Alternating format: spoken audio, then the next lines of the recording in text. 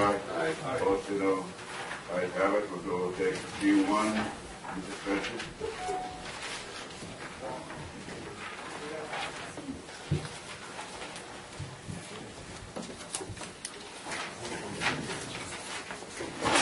This is just a copy of an agenda on May 13th. Just so you can have it in front of you. Item I-1 was skipped over at the meeting.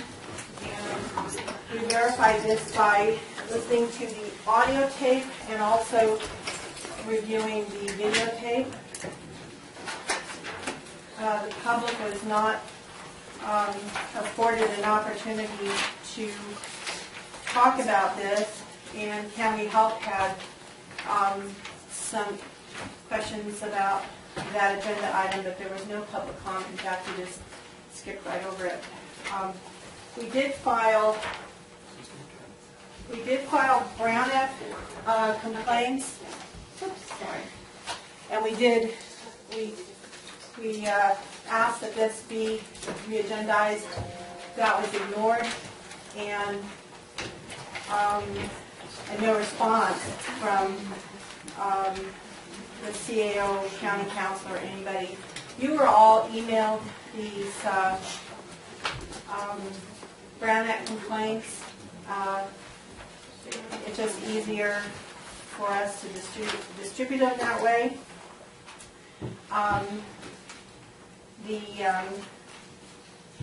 letter in question, or the issue, agenda item 1I1, was in regards to an attachment, a letter from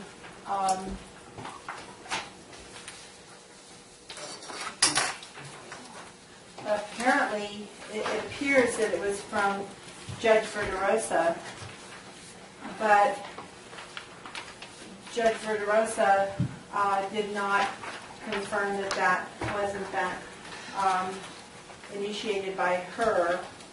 The one on the top is the letter from Judge, allegedly from Judge Verderosa, is the copy you can print from your website.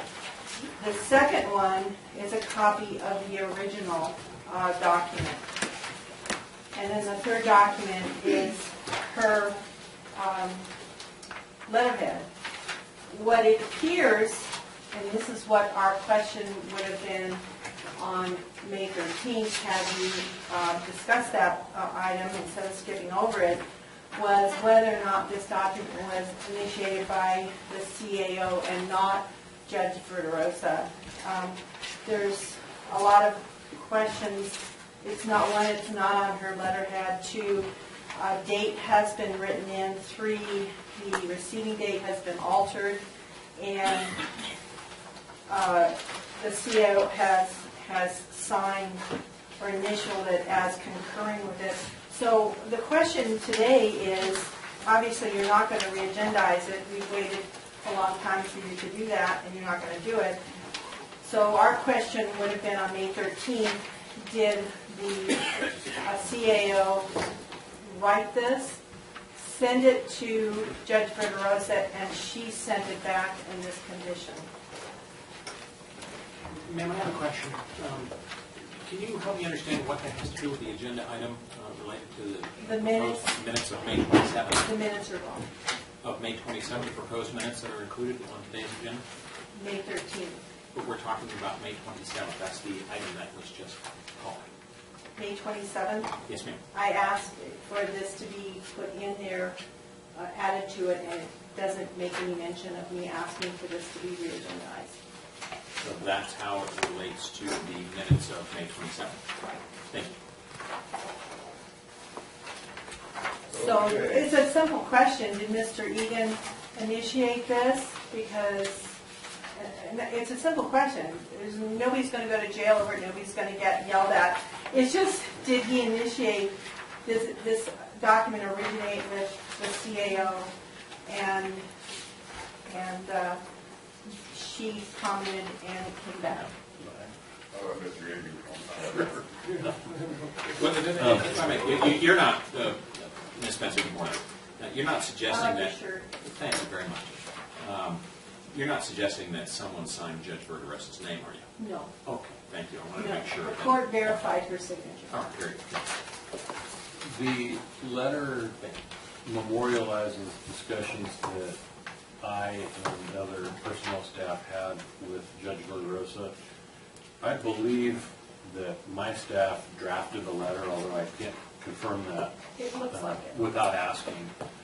And then they forwarded it on to Judge Verderosa, who signed the letter, sent it back, and then I signed it. So maybe that solves the vast No, mystery. it was just a question we would have asked on May 13th, but it was skipped over, and that was the only clarification. Just for a point of, on May 13th, we did review the minutes. I asked the clerk's office to review the tapes, and indeed, Chairman Wasik at the time did reference the letter. No, he didn't. I can tell you, if you call me, I can give you the information on where you can find it on your CD. I did find it. People were talking in the audience at the time, so might not have heard.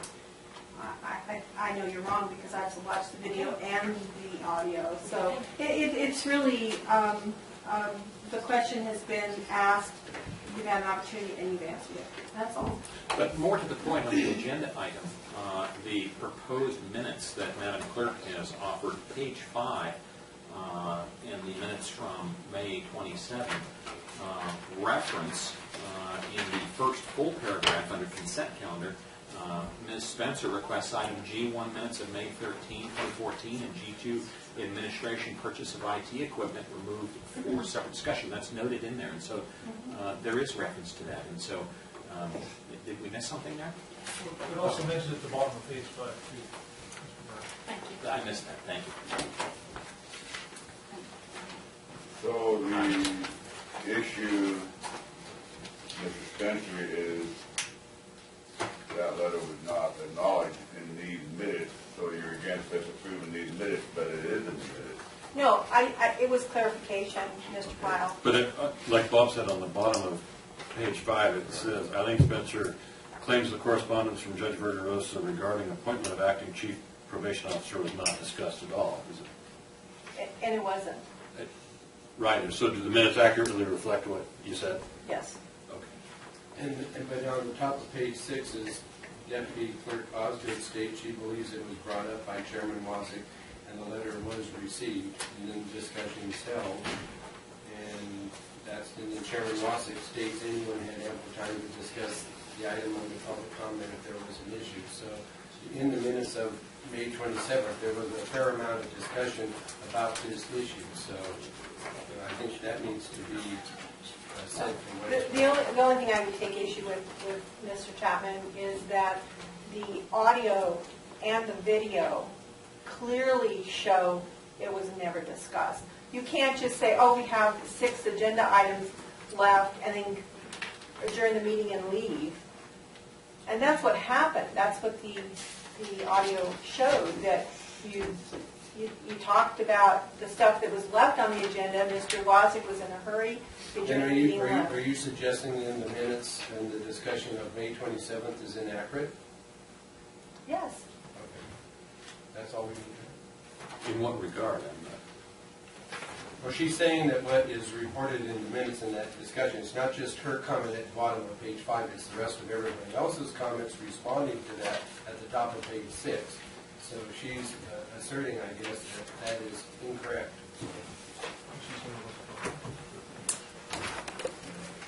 I would have to say we spent more time talking about this item than probably the judge had ever talked about keeping the appointment going for another 6 months. So There's another that's, issue. yeah. You got a motion to approve G1? Yes, so Second. I'll second.